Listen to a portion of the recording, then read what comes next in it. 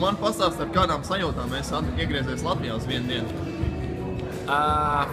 Vienmēr jau patīkam, protams, vienmēr patīkam atbrauc Latviju, bet tāpat laikā tā mazliet jocīgi, ka es esmu Latvijā, bet nepaspēju ne satikt draugus, ne ģimeni, tā kā tāds sajūtas, tāds divējāds, bet tāds darbs. Katrā ziņā ir forši atbraukt un sajust no Latvijas, ka pirms atkal jābrauc atpakaļ, ķerties pie darba. Šogad pirmo reizi Latvijas izlasē ir savs ģenerālsponsors.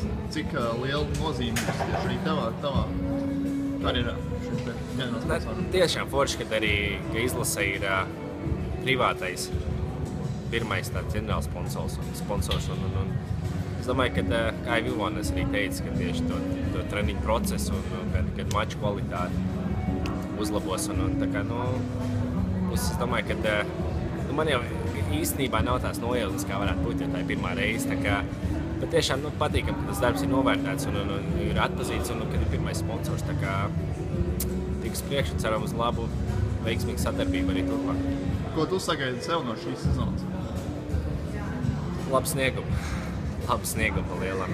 Par nekādiem tituliem un rezultātiem es negribu runāt, jo vienmēr par sezonas mēs cenšamies paturēt pie sevīm un neplātīties. Bet labu sniegumu un tas arī, ja labs sniegums, tad ir arī rezultāts.